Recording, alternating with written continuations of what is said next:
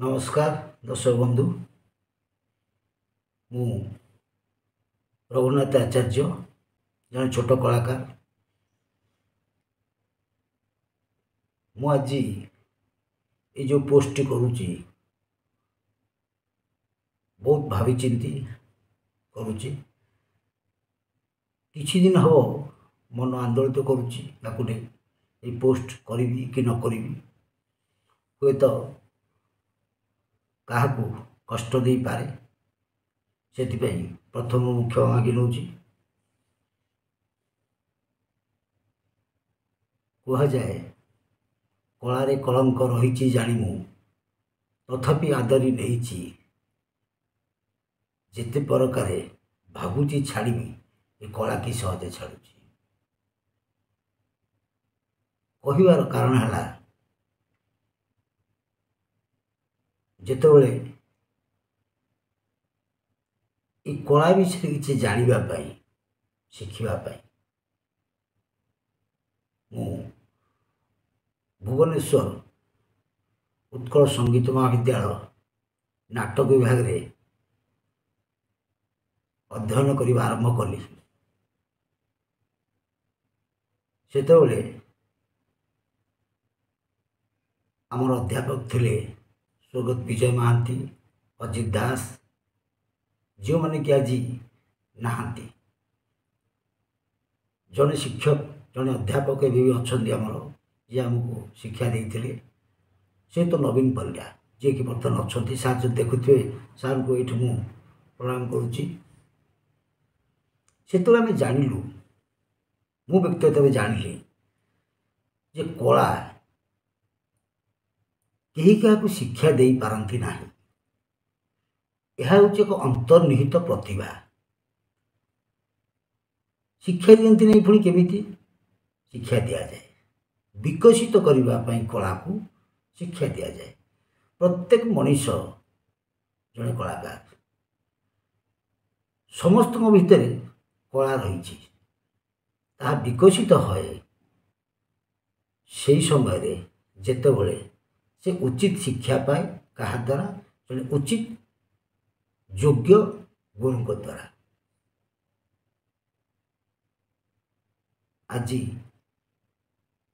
विषय मु कहबार कारण अनेक रही कहले तो बहुत किसी नाटक विषय कहुपे किंतु आम मुख्य प्रसंग को आसवा गत किछि दिन हम ओडिशार जड़े कलाकार तांको नहीं गणमाध्यम सोशल मीडिया एमती कि साधारण गुली खुटी आलोचना है जहाँ शुणिला बेले किसी दुख लगुच सार मैंने आमको कही कलाकार जड़े एभली व्यक्ति जी कि विभिन्न समय रे विभिन्न अवतार नहीं पारे और कहबार कथा है जड़े कलाकार जो विभिन्न चरित्र चित्रण करे ताहा जड़े साधारण लोक करें आम जदि टिके मन रे गर्व न रखी कहवा ये क्षमता ये दक्षता केवल जनक पाखे अच्छा सी होती परम ब्रह्म जी कि विभिन्न समय विभिन्न अवतार नहीं आप चिंता करूँ जड़े कलाकार जे बापा ही पारुची माँ ही पारुची सी राजा ही पारुची से राणी ही पारुची विभिन्न चरित्र चित्रण करि पारुची तेणु जड़े कलाकार सब नमस्य एभली दक्षता जहाँ पाखे अच्छी से साधारण मनीष नुहे किंतु से कलाकार जहाँ को नहीं एबे जहाँ सोशल मीडिया आलोचना होची शुणिले खराब लगुच खोलाखोली प्रसंग उपरକୁ ଯିବା जो कलाकार पीयूष बाबू जड़े भल कलाकार आम जो अतीत को लक्ष्य करवा ओडिशार कौन भल कलाकार नथिले अनेक कलाकार थे ପଠାଣି ସାହୁ, ପଦ୍ମନାଭ ମିଶ୍ର ଏଭଳି ଅନେକ କଳାକାର ଥିଲେ। ଏବେ ବି ଅନେକ କଳାକାର ଅଛନ୍ତି। କୈଳାସ ବେହେରା ହୁଅନ୍ତୁ, ଦୈତାରୀ ପଣ୍ଡା ହୁଅନ୍ତୁ, ଗୌର ଦାସ ହୁଅନ୍ତୁ, ମୁନା ବାବୁ ହୁଅନ୍ତୁ, ବିଭିନ୍ନ କଳାକାର ଅଛନ୍ତି। କିନ୍ତୁ କାହାକୁ ନେଇ ତ ଏଭଳି କେବେ ଆଲୋଚନା ହେଇନଥିଲା। ତେବେ ଆଜି ଏ ଆଲୋଚନା କାହିଁ ହେଉଛି? ଏ ଆଲୋଚନା ଯାହାକୁ ନେଇ ହେଉଛି ସିଏ ଯେତିକି ନିନ୍ଦିତ ନ ହେଉଛନ୍ତି କି ତାଙ୍କ ବିଷୟରେ ଲୋକ ଯେତିକି ନ ଜାଣୁଛନ୍ତି, ଯାତ୍ରା ଜଗତରେ କ'ଣ ଚାଲିଛି ତାହା ଆଜି ପଦାରେ ପଡ଼ି ଆଲୋଚନାକୁ ଆସି ହାଟରେ ଗଡ଼ିଲାଣି। ଆମେ ଟିକେ ପଛକୁ ଚାଲିଯିବା।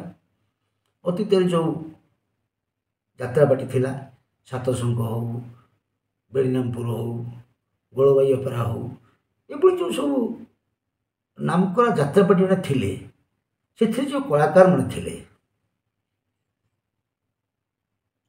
ସେ କଳାକାରମାନେ ଆପଣ ଚିନ୍ତା କରୁଛନ୍ତି ତାଙ୍କର ଶେଷ ଜୀବନ କେମିତି କଟିଛି ଏବଂ ଯେଉଁମାନେ ସେଭଳି ଯାତ୍ରାପାଟି ତିଆରି କରିଥିଲେ ସେମାନଙ୍କର ଶେଷ ଅବସ୍ଥା କିଭଳି କଟିଛି ଜାଣିଛନ୍ତି? ଜାଣିଲେ ଆଶ୍ଚର୍ଯ୍ୟ ହେବେ, ବହୁତ ଦୁଃଖରେ କଟିଛି। ଏମିତିକି ବହୁତ କଳାକାର ରୋଗରେ ପଡ଼ି ଔଷଧ ଟିକେ ନ ପାଇ ଜୀବନ ଦେଇଛନ୍ତି।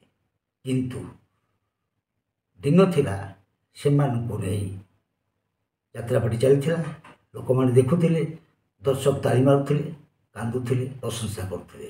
କିନ୍ତୁ ଶେଷ ମୁହୂର୍ତ୍ତରେ ଯେତେବେଳେ ସେମାନେ ଆଉ ମଞ୍ଚକୁ ଉଠିପାରିଲେ ନାହିଁ, ତାଙ୍କ କଥା କେହି ବୁଝିଲେ ନାହିଁ। ନା ସରକାର ବୁଝିଲେ, ନା ଯେଉଁ ଯାତ୍ରାପାଟି ମାଲିକମାନେ ଥିଲେ ସେତେବେଳେ ସେମାନଙ୍କ ଆର୍ଥିକ ଅବସ୍ଥା ବି ସେତେ ସ୍ୱଚ୍ଛଳ ନଥିଲା କି ଆମେ ଯେଉଁମାନେ ପ୍ରଶଂସା କରୁଥିଲେ, ତାଳି ମାରୁଥିଲେ, କାନ୍ଦୁଥିଲେ, ହସୁଥିଲେ ତାଙ୍କ କଥା ଉପରେ, ଆମେ ବି ତାଙ୍କ କଥା ଚିନ୍ତା କଲେନି। କିନ୍ତୁ ଏବେ ଯେଉଁ ଆଲୋଚନା ହେଉଛି, ଆପଣ ଚିନ୍ତା କରନ୍ତୁ, ଯଦି ଜଣେ କଳାକାର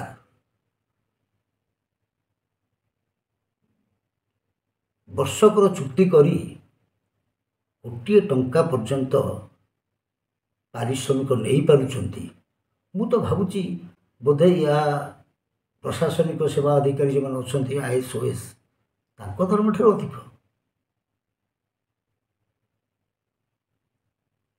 ସେମାନେ ଚାକିରି କରି ଦରମା ନେଉଛନ୍ତି, ତାଙ୍କ ଉପରେ ଗୋଟେ ଲଗାମ ଅଛି। କିନ୍ତୁ ଆପଣ ଚିନ୍ତା କରନ୍ତୁ, ଯେଉଁ କଥାବାର୍ତ୍ତା ଆଲୋଚନା ହେଉଛି ଯଦି ସତ ହୋଇଥାଏ, କେତେ ସାଂଘାତିକ। ବର୍ଷକ ପାଇଁ ଜଣେ କଳାକାର ଚୁକ୍ତି କରୁଛନ୍ତି, ପଇସା ନେଉଛନ୍ତି, କିନ୍ତୁ ସେହି ବର୍ଷକ ଭିତରେ ମଧ୍ୟ ସେ ଚୁକ୍ତି ଖିଲାପ କରୁଛନ୍ତି। କି ବ୍ୟବସ୍ଥା! ନିୟମ କାନୁନ କିଛି ନାହିଁ। ଏହା କଦାପି ଶୁଭ ସଂକେତ ନୁହେଁ। ଦିନ ଥିଲା 90 ଦଶକରେ ଏଇଭଳି ଅବସ୍ଥା ସୃଷ୍ଟି ହୋଇଥିଲା ଓଡ଼ିଶା ଫିଲ୍ମ ଇଣ୍ଡଷ୍ଟ୍ରିରେ। ବହୁ ସଂଖ୍ୟାରେ ପ୍ରଯୋଜକମାନେ ଆସିଥିଲେ, ଚଳଚ୍ଚିତ୍ର ପ୍ରସ୍ତୁତ କରିଥିଲେ, କିନ୍ତୁ ସେମାନେ ଧୀରେ ଧୀରେ ଅପସରି ଗଲେ। ସେମାନେ କାହିଁକି ଆସି ଏ ଫିଲ୍ମ ଲାଇନ୍ରେ ଏଣ୍ଟ୍ରି କରିଥିଲେ ସେ କଥାଟି ଆଲୋଚନା କରିହେବ ନାହିଁ।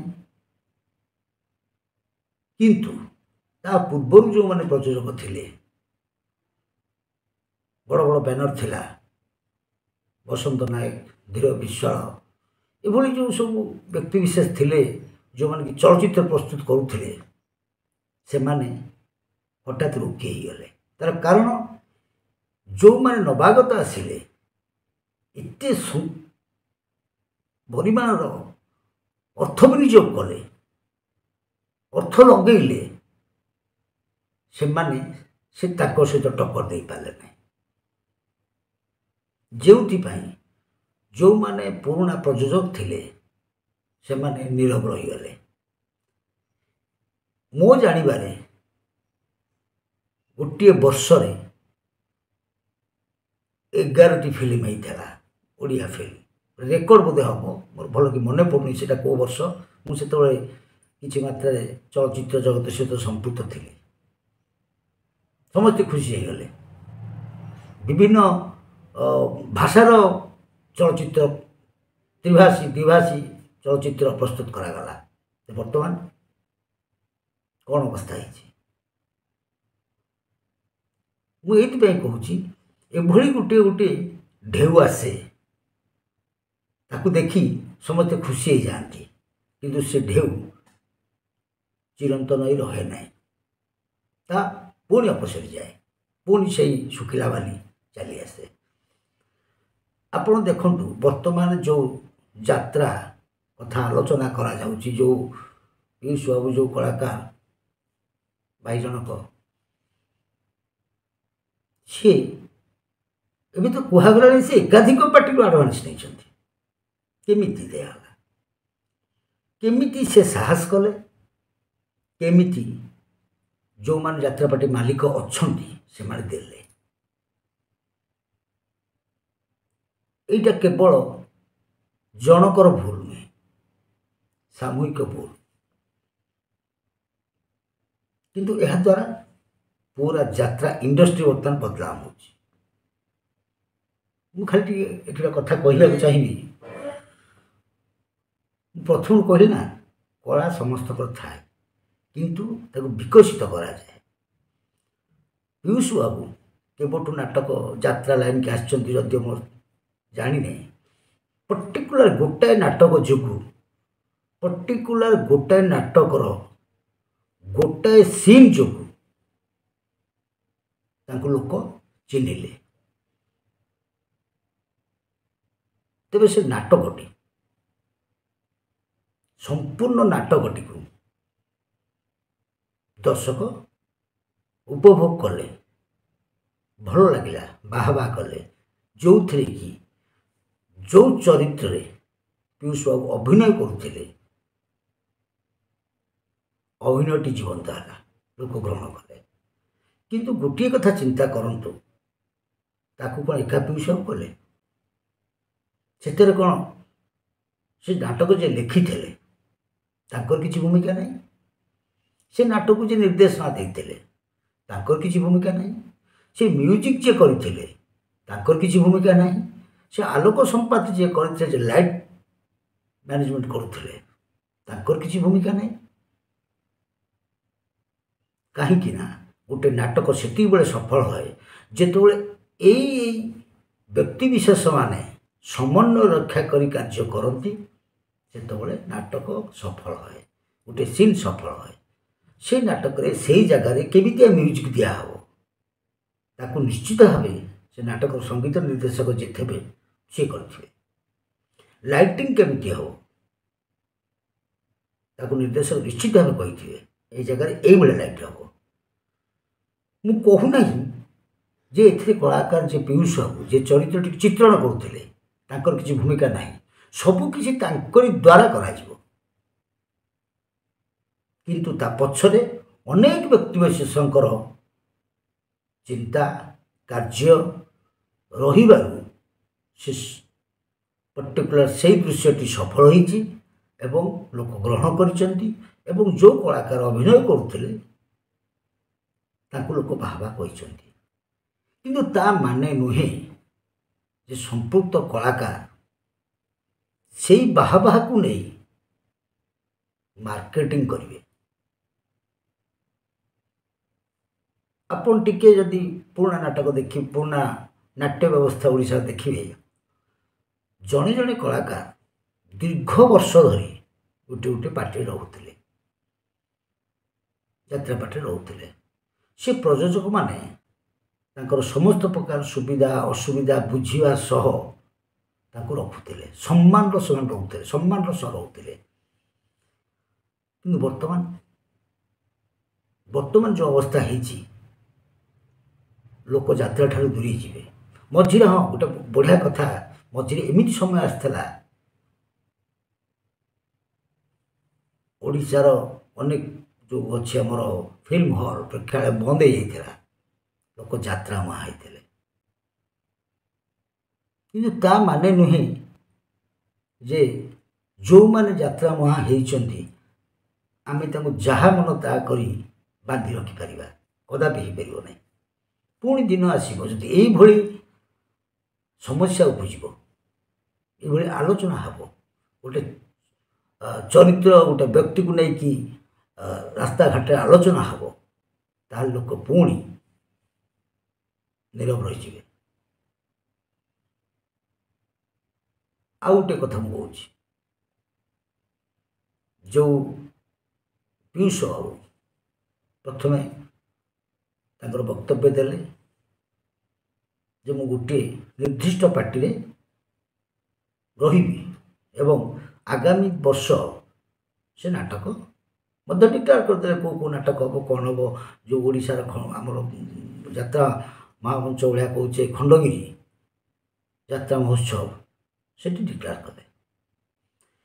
କିନ୍ତୁ ବର୍ତ୍ତମାନ ଯାହା ତଥ୍ୟ ଆସୁଛି ତା ପୂର୍ବରୁ ସେ ଅନ୍ୟ ଗୋଟିଏ ପାର୍ଟି ସହିତ ଚୁକ୍ତିବଦ୍ଧ ହେଇଛନ୍ତି, ତାଙ୍କଠୁ ପଇସା ନେଇଛନ୍ତି। ହଁ, ବର୍ତ୍ତମାନ ସେ କହୁଛନ୍ତି ମୁଁ ପଇସା ଫେରେଇଛି। ଜଣେ ବ୍ୟକ୍ତି ନ ଚାହିଁଲେ କେହି କାହାକୁ ପଇସା ଦେଇପାରିବେନି। ମୁଁ ଚାହିଁବିନି, ମୁଁ ଆଲୋଚନାକୁ ଯିବିନି। ଆପଣ ଆଲୋଚନା ଗଲେ କାହିଁକି? ଆପଣ ତ ମୂଳରୁ କହୁ ଜାଣିଛନ୍ତି ଗୋଟିଏ ଯାତ୍ରା ପାର୍ଟି ସହିତ ଆପଣ ଚୁକ୍ତିବଦ୍ଧ ଅଛନ୍ତି। ଚୁକ୍ତି ଏବେ ତ କଥା ହେଲାଣି ଯେ ଚୁକ୍ତି ବି ହେଉନି, କ'ଣ ସାଧା କାଗଜ କ'ଣ ଦସ୍ତଖତ ହେଉଛି। ଇଏ କିଭଳିଆ ବ୍ୟବସ୍ଥା ସେଇଟା ବି ଜଣାପଡ଼ୁନାହିଁ। କାହିଁକିନା ଯେଉଁ ଯାତ୍ରା ପାର୍ଟି ମାଲିକମାନେ ପ୍ରଯୋଜକମାନେ ହୁଏତ ଏଇଟା ତାଙ୍କ ପାଇଁ ଲାଭଦାୟକ ହେଇପାରେ। ବର୍ତ୍ତମାନ ପ୍ରଯୋଜକଙ୍କ ପାଖରେ ସେ କାଗଜ ଥିବ, ସେଥିରେ ସେ ଯାହା ଲେଖିବେ ସେଇଟା ହିଁ ସିଓ ଧାର୍ଯ୍ୟ। ଆମେ ମନା କରିପାରିବାନି ଯେହେତୁ ଆମ ନାଁରେ ଆମେ କାଗଜ କିଣିଛେ। କିନ୍ତୁ ଏଇ ଯେଉଁ ଘଟଣାଟି ଯେଉଁଭଳି ସ୍ତର ଦେଇ ଯାଉଛି, ଲୋକମାନେ ପ୍ରଥମେ କିଛି ଦର୍ଶକ ଭାବିଲେ ଯେ ନାଇଁ ପିୟୁଷ ବାବୁ ବ୍ଲାକମେଲର ଶିକାର ହେଉଛନ୍ତି। ବର୍ତ୍ତମାନ ଯେଉଁଭଳି ଭାବେ ପୁଣି ଶେଷ ପର୍ଯ୍ୟାୟରେ ଆସି ପହଞ୍ଚିଲା, ମଝିରେ ହେଲା ଯେ ନାଇଁ ମୁଁ ଏ ପାର୍ଟିରେ ରହିବି ନାହିଁ, ସେ ପାର୍ଟିରେ ରହିବି ବୋଲି ମାନବିକତା କଥା କହିକି ପିୟୁଷ ବାବୁ କହିଲେ। ପୁଣି ଯିଏ ପଇସା ଖର୍ଚ୍ଚ କରିଛନ୍ତି, ଯିଏ ପଇସା ଦେଇଛନ୍ତି, ସିଏ କହିଲେ ଯେ ମୋ ସହିତ ପିୟୁଷ ବାବୁ ଚୁକ୍ତିବଦ୍ଧ ଅଛନ୍ତି, ତେଣୁକରି ସିଏ ମୋ ପାଖରେ ରହିବେ। ଏ କଥାର କିଛି ଅର୍ଥ ଜଣାପଡ଼ୁନାହିଁ। ଏଇଥିପାଇଁ ବୋଧେ ଜଣାପଡ଼ୁନାହିଁ ଯେ ନାଟକ ପ୍ରତି କୌଣସି ଲଗାମ ନାହିଁ, ଯାତ୍ରା ପ୍ରତି, ଯାତ୍ରା ବ୍ୟବସ୍ଥା ପ୍ରତି କୌଣସି ପ୍ରକାର ଲଗାମ ନାହିଁ। ସବୁଥିରେ ଲଗାମ ଅଛି। ଆପଣ ଗୋଟେ ଫିଲ୍ମ ଯଦି ତିଆରି କରିବେ, ପ୍ରଡ୍ୟୁସର ଆସୋସିଏସନ୍ ଅଛି, କଳାକାର ସଂଘ ଅଛି, ଟେକ୍ନିସିଆନ୍ ସଂଘ ଅଛି, ଶେଷ କହୁଛି ସେନ୍ସର ସିଏ ବି ଅଛି। କିନ୍ତୁ ନାଟକରେ ସେ ବ୍ୟବସ୍ଥା ନାହିଁ। ଯାତ୍ରା ନାଟକ ନୁହଁ, ଯାତ୍ରା ପାର୍ଟି ଯେଉଁ ଯାତ୍ରା ବ୍ୟବସାୟରେ ସେଭଳିଆ ବ୍ୟବସ୍ଥା କରାଯାଇନି, ଯେଉଁଥିପାଇଁ ଏତେ ବଡ଼ ସମସ୍ୟା ଓଡ଼ିଶାରେ ସୃଷ୍ଟି ହେଇଛି। ନିଶ୍ଚିତ ଭାବେ ଏଥିପ୍ରତି ସରକାର ଚିନ୍ତା କରିବା ଉଚିତ। ଛାଡ଼ନ୍ତୁ, ସେ ବ୍ୟବସ୍ଥା ତ ଅଲଗା। ଏହାଦ୍ୱାରା କ'ଣ ପିୟୁଷ ବାବୁ ତାଙ୍କର ଯେଉଁମାନେ ତାଙ୍କୁ ଭଲ ପାଉଥିଲେ, ବର୍ତ୍ତମାନ ତାକୁ ସମସ୍ତେ ଭଲ ପାଉଛନ୍ତି। ନିଶ୍ଚିତ ଭାବେ ପିୟୁଷ ବାବୁ ସନ୍ଦେହର ପାତ୍ର ହେଲେଣି। ଯେଉଁମାନେ ପିୟୁଷ ବାବୁଙ୍କୁ ଭଲ ପାଇ ତାଙ୍କ କଳାକୁ ପ୍ରଶଂସା କରୁଥିଲେ, ତା ଦେହରୁ କିଛି ନିଶ୍ଚିତ ଭାବେ ତାଙ୍କର ମନଗଣା ହେଇଛି। ଏବଂ ଯେତେବେଳେ ଗୋଟେ ଲୋକକୁ ଲୋକ ଭଲ ପାଉଥାଏ, ସିଏ ଯଦି ଦେଖିବ ଭଲ ପାଉଥିବା ଲୋକଟାକୁ ମୁଁ ଯାହା ଭାବି ଭଲ ପାଉଛି ସେ ସେୟା ନୁହଁ, ତାର କିଛି ଅନ୍ୟ ଗୁଣ ଅଛି, ସେ ସମୟ ନିଶ୍ଚିତ ଭାବେ ମନରେ ଟିକେ ଉଣା ହେବ। ଅନ୍ୟ ଏକ ପ୍ରସଙ୍ଗ ହେଉଛି, ଆପଣ ଜାଣନ୍ତି ବର୍ତ୍ତମାନ ଓଡ଼ିଶାର ଟିକେ ଭଲ ଷ୍ଟାଣ୍ଡାର୍ଡ଼ ପାର୍ଟି ଯଦି ଆପଣ ଗୋଟେ ରାତି ପାଇଁ ତ କଲ୍ କରିପାରିବେନି, କିନ୍ତୁ ଯେଉଁ 3-4 ରାତିରେ କଲ୍ କରୁଛନ୍ତି ଏବଂ ଗୋଟେ ରାତିର 2 ଲକ୍ଷରୁ ଉର୍ଦ୍ଧ୍ୱ ଟଙ୍କା ତାଙ୍କର ଗୋଟେ ରାତିର ପଇସା ତାଙ୍କୁ ଦେବାକୁ ପଡ଼ୁଛି। କେବଳ ସେତିକି ନୁହେଁ, ଯେଉଁ ଯାତ୍ରା ଅନୁଷ୍ଠାନ ଗୁଡ଼ିକ ଅଛନ୍ତି ସେମାନେ କେବଳ ପାର୍ଟିକି ପଇସା ଦେଉନାହାନ୍ତି, ଆପଣ ଜାଣିଥିବେ ବର୍ତ୍ତମାନ ନାଟକଟିଏ କରିବାକୁ ସରକାର ଯେଉଁଭଳିଆ ବ୍ୟବସ୍ଥା କରିଛନ୍ତି ପରମିଶନ, ସେଥିରେ ମଧ୍ୟ ଲକ୍ଷାଧିକ ଟଙ୍କା ଖର୍ଚ୍ଚ ହେଉଛି। ଉପର ଟେବୁଲରେ ହେଉ ଟେବୁଲ ତଳେ ହେଉ। ମୁଁ ବ୍ୟକ୍ତିଗତ ଭାବେ କେତୋଟି ଯାତ୍ରା ଅନୁଷ୍ଠାନ ସହିତ ସମ୍ପୃକ୍ତ ଅଛି ଏବଂ ତା ମୂଲ୍ୟ ମଧ୍ୟ ଜାଣୁଛି। ଏବଂ ଏକଥା ସବୁ ଯାତ୍ରା ଅନୁଷ୍ଠାନ ମାନିବେ ନିଶ୍ଚିତ ଭାବେ ଗୋଟିଏ ରାତିର ନାଟକ କରିବା ପାଇଁ ପାଖାପାଖି 3 ଲକ୍ଷରୁ ଉର୍ଦ୍ଧ୍ୱ ଟଙ୍କା ଖର୍ଚ୍ଚ ହେଉଛି। ଗ୍ରାମାଞ୍ଚଳରେ ଲୋକମାନେ ଅଧିକ ନାଟକ ଦେଖନ୍ତି, ଯାତ୍ରା ଦେଖନ୍ତି। ସିଜିନ୍ ଅଛି, ଲୋକଙ୍କର ଧାନ ଚାଉଳ ଅମଳ ହେଇଥାଏ, ପାଖରେ ପଇସା ଥାଏ, ଖୁସିରେ ଯାଆନ୍ତି ଦେଖିବା ପାଇଁ ଯାତ୍ରା। କିନ୍ତୁ ବର୍ତ୍ତମାନ ଯଦି ଗୋଟିଏ ପରିବାରର 5 ଜଣ ଲୋକ ଅଛନ୍ତି, ଅତି କମ୍ରେ 5 ଜଣ ଲୋକ ଅଛନ୍ତି, ତାହେଲେ ସେମାନେ ଯଦି ଗୋଟିଏ ରାତି ନାଟକ ଦେଖିବେ ଅତି କମ୍ରେ ତାଙ୍କର 2,000 ରୁ 2,500 ଟଙ୍କା ଖର୍ଚ୍ଚ ହେବ, ଯାହାକି କଦାପି ସାଧାରଣ ପରିବାର ପାଇଁ ସମ୍ଭବ ନୁହେଁ। ଆଉ ଯେଉଁମାନଙ୍କ ପାଖରେ ପଇସା ଅଛି ସେମାନେ ଏତେ ସଂଖ୍ୟାରେ ନାଟକ ଦେଖିବାକୁ ଯାଆନ୍ତି ନାହିଁ। ସାଧାରଣ ମଧ୍ୟବିତ୍ତ, ନିମ୍ନ ମଧ୍ୟବିତ୍ତ ଏଇମାନେ ହିଁ ଯାତ୍ରା ଦେଖିବାକୁ ଯାଆନ୍ତି। ଆପଣ ଚିନ୍ତା କରନ୍ତୁ, ଗୋଟିଏ ଅନୁଷ୍ଠାନ ଯଦି 4 ରାତି ନାଟକ କରିବ, ପାର୍ଟିକି ଦେବାକୁ ପଡ଼ିବ କେବଳ 10 ରୁ 11 ଲକ୍ଷ ଟଙ୍କା ରହୁଥ, ତା ବାଦ ଖର୍ଚ୍ଚ ଅଛି। ଆଜିକାଲି ଆଗରୁ ଯେଉଁମାନେ ଯାତ୍ରା କଳାକାର ଥିଲେ ସେମାନେ ଆସୁଥିଲେ, ଗାଁର ଲୋକଙ୍କ ଘରେ ରହୁଥିଲେ, କେହି ତ ମେସ୍କୁ ଯାଆନ୍ତିନି, ଖାଇବାକୁ ଲୋକଙ୍କ ଘରେ ଖାଆନ୍ତି, ଗୋଟେ ସମ୍ପର୍କ ବଢ଼ି ଖାଆନ୍ତି। କିନ୍ତୁ ଏବେ ଯଦି ଆପଣ ଗୋଟିଏ ଭଲ ପାର୍ଟି ଯୋଗାଡ଼ ଆଣିବାକୁ ଚେଷ୍ଟା କରିବେ ନାଟକ ମଞ୍ଚସ୍ଥ କରିବା ପାଇଁ, ଆପଣଙ୍କୁ 25 ରୁ 30ଟି ଘରଟି ଆଗ ଠିକ୍ କରିବାକୁ ପଡ଼ିବ। ଏବଂ ତା ଦେହରେ ଅଛି ଆଟାଚ୍ ଲାଟ୍ରିନ୍ ବାଥ୍ ବି ଦରକାର। କେହି ତ ଏସି ମାଗିଲେଣି, ନହେଲେ ଆମେ ରହିପାରିବୁନି। ଯାହାକି ଗୋଟେ ଗାଁରେ ଗ୍ରାମାଞ୍ଚଳରେ 25-30ଟି ଘର ଯୋଗାଡ଼ କରିବା, ଫ୍ୟାମିଲି ଭିତରେ ରହିବାକୁ ଲୋକ କଳାକାରମାନେ ଆଉ ଚାହୁଁନାହାନ୍ତି। ଆମେ ଅଲଗା ରହିବୁ, ଆମେ ବର୍ତ୍ତମାନ ସେଲିବ୍ରିଟି, ଆମେ ଅଲଗା ରହିବୁ, ଆମ ପାଇଁ ଏଇ ବ୍ୟବସ୍ଥା ହେବ। ତାକୁ ମଧ୍ୟ ବହୁ ଅନୁଷ୍ଠାନ ସମ୍ମୁଖୀନ ହେଉଛନ୍ତି, ହଇରାଣ ହରକତ ହେଉଛନ୍ତି। ମୁଁ ଥରେ ଜଣେ ଯାତ୍ରା ପାର୍ଟି ମ୍ୟାନେଜରଙ୍କୁ କହିଥିଲି, ବୋଲେ ଆପଣ ଏତେ ପଇସା ଖର୍ଚ୍ଚ କରୁଛନ୍ତି, ଯଦି ଆପଣଙ୍କ କଳାକାରଙ୍କୁ ଆପଣ ଚାହୁଁଛନ୍ତି ଏଇଭଳିଆ ଘର ରଖିବା ପାଇଁ, ଆପଣ ସେଇଭଳିଆ କଲୋନୀ କରିଦେଉଛନ୍ତି ତା ଭିତରେ। ଆଜିକାଲି ତ ସବୁ ହେଇପାରୁଛି, ରେଡ଼ିମେଡ଼ ଘର ତିଆରି କରିଦେବେ, ରହିବେ, ସେମାନେ ତାଙ୍କର ରହନ୍ତୁ, ଏସି ଲଗାନ୍ତୁ, ଫ୍ୟାନ୍ ଲଗାନ୍ତୁ, ତାଙ୍କ ପାଖରେ ଆଟାଚ୍ ଲାଟ୍ରିନ୍ ବାଥ୍ କରିଦିଅନ୍ତୁ, ସବୁ ବ୍ୟବସ୍ଥା କରନ୍ତୁ। କିନ୍ତୁ ନା, ରୁମ୍ ମ୍ୟାନେଜର ଯିଏ ଅଛନ୍ତି ଆଗରୁ ଆସିବେ, ଘର ବ୍ୟବସ୍ଥା ହେଇଛି ନା ନାହିଁ। ଯେଉଁମାନେ ନାଟକ ଯାତ୍ରା ପାର୍ଟି ବୁକ୍ କରିଥିବେ ସେମାନଙ୍କ ଇଚ୍ଛା ମୁଣ୍ଡ ବିନ୍ଧା। ତେଣୁ ଏଇଭଳି ବହୁ ସମସ୍ୟା। ଆଉ ସରକାରଙ୍କର ଯେଉଁ ହେଇଛି ଆପଣଙ୍କର ପରମିଶନ, ସେ ତ ଆହୁରି ଏକ ବ୍ୟାପାର। ଆପଣ ଯଦି ମାସକ ଆଗରୁ ବି କାର୍ଯ୍ୟକ୍ରମ ଆରମ୍ଭ କରିବେ, ନାଟକ ମଞ୍ଚ ଦିନ ପର୍ଯ୍ୟନ୍ତ ଆପଣ ପରମିଶନ ପାଇପାରିବେ ନାହିଁ। ବିଭିନ୍ନ ଜାଗାରେ fire permission, police permission, revenue permission, Red Cross ପଇସା ଏସବୁ ଯୋଗାଡ଼ କରିବାକୁ କଣ୍ଠାଗ୍ରତ, ସବୁ କ୍ଷେତ୍ରରେ ଅସୁବିଧାର ସମ୍ମୁଖୀନ। ତେଣୁ ୟା ଭିତରେ ଯାତ୍ରାପାର୍ଟି କଳାକାର ହୁଅନ୍ତୁ, ଯାତ୍ରାପାର୍ଟି ମାଲିକମାନେ ହୁଅନ୍ତୁ, ଯେଉଁଭଳି ମନମୁଖୀ କାର୍ଯ୍ୟ କରୁଛନ୍ତି, ଦିନ ଆସିବ ଯାତ୍ରା ଅନୁଷ୍ଠାନ ଗୁଡ଼ିକ ଯେଉଁମାନେ ନାଟକ ମଞ୍ଚସ୍ଥ କରୁଛନ୍ତି, ସେ ଅନୁଷ୍ଠାନମାନେ ଆଉ ନାଟକ ପରିବେଷଣ ଆଣିକି ବୁକ୍ କରି ନାଟକ ଯାତ୍ରାପାର୍ଟି ଆଣି ନାଟକ କରିବା ବନ୍ଦ କରିଦେବେ।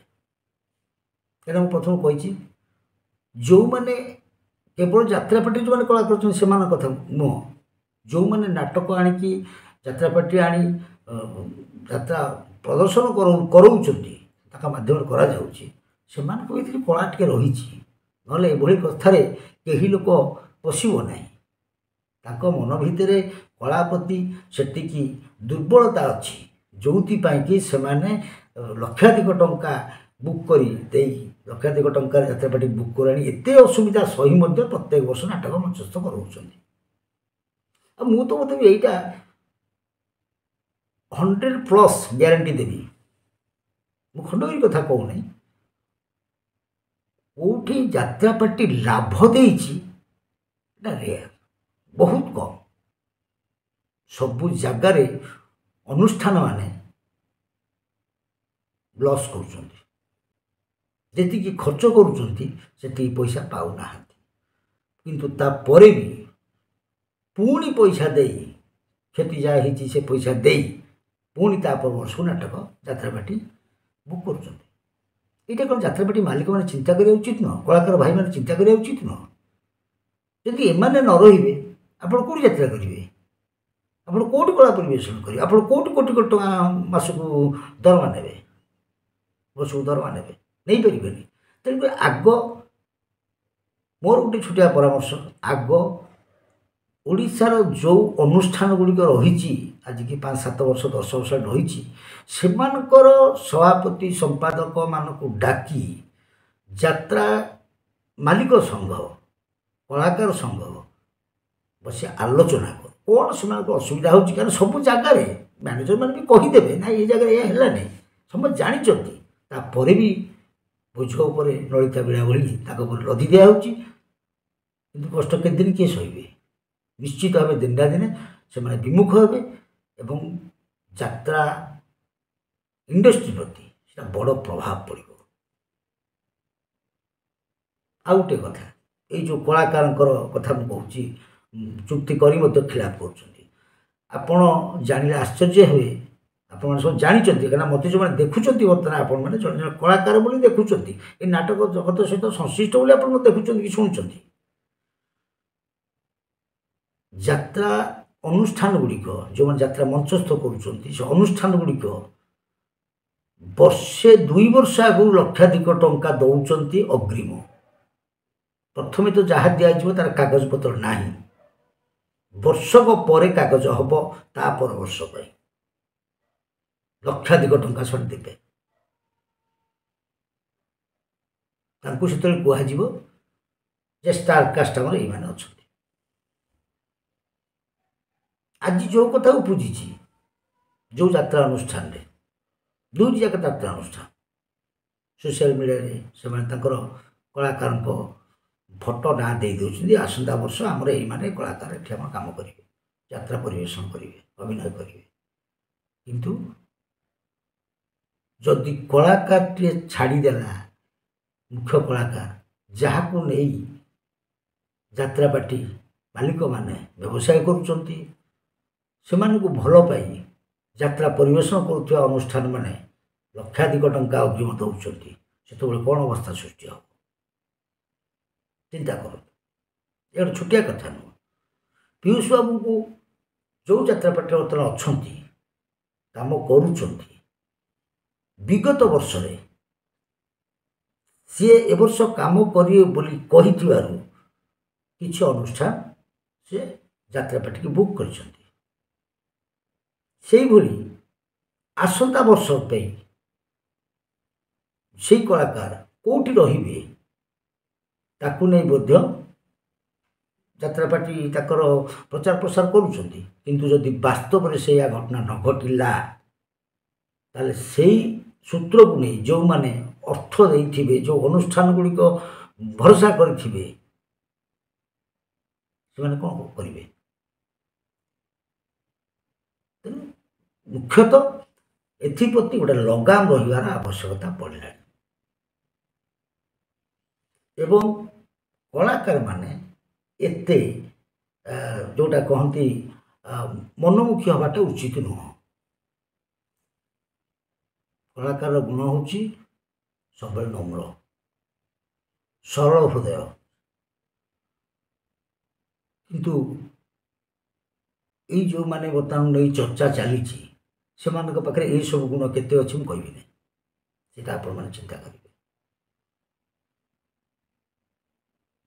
ବିଗତ ଦିନମାନଙ୍କରେ ଯେଉଁ ଆଲୋଚନା ହେଉଛି ତାର ଏକ ପୂର୍ଣ୍ଣଚ୍ଛେଦ ପଡ଼ିବା ଦରକାର।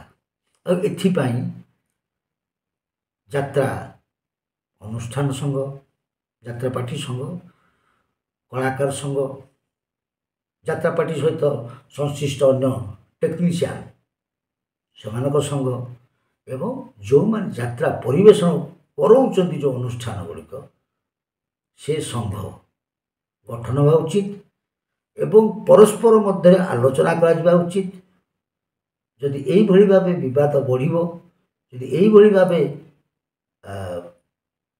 ଆର୍ଥିକ ବ୍ୟୟ ବୃଦ୍ଧି ହେବ, ତାହେଲେ କୌଣସି ପ୍ରକାର ଯାତ୍ରା ଅନୁଷ୍ଠାନ ଚିରସ୍ଥାୟୀ ରହିବ ନାହିଁ।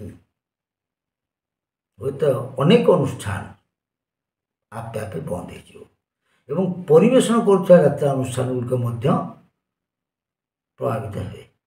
ଆଉ ଏମାନେ ପ୍ରଭାବିତ ହେଲେ, ଯଦି ମୂଳ ପ୍ରଭାବିତ ହେଲା, ଆପଣମାନେ ତ ଗଛର ଡାଳ ପତ୍ର ଯେଉଁ ପଇସା ମାଲିକ ଖର୍ଚ୍ଚ କରୁଛନ୍ତି କେଉଁଠୁ ନେଉଛନ୍ତି? ସେ ଏଇମାନଠୁ ନେଉଛନ୍ତି। ଯଦି ଏମାନଙ୍କ ମୁଣ୍ଡରେ ଟିକେ ବି ପଶିବ,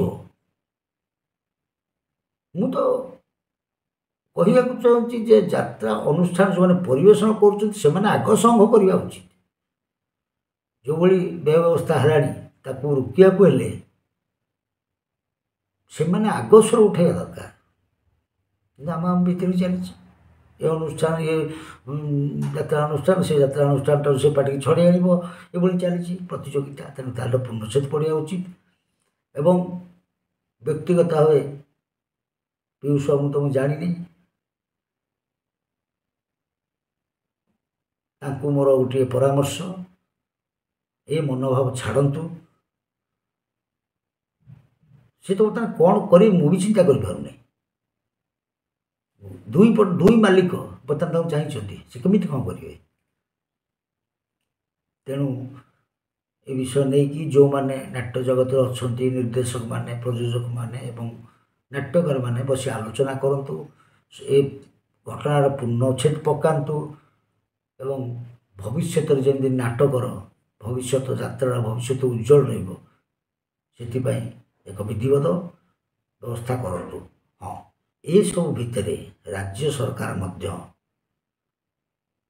ଏଥିପ୍ରତି ଦୃଷ୍ଟି ଦିଅନ୍ତୁ, ସ୍ୱତନ୍ତ୍ର ଭାବେ ନିୟମ ପ୍ରଣୟନ କରନ୍ତୁ। ଯେଉଁଭଳି ଭାବେ ଗୋଟିଏ ନିୟମ କଲେ ଯେ ଅଶ୍ଳୀଳ ନୃତ୍ୟ ହୋଇପାରିବ ନାହିଁ, କିଛି ମାତ୍ରାରେ ସଫଳ ହେଇଛି।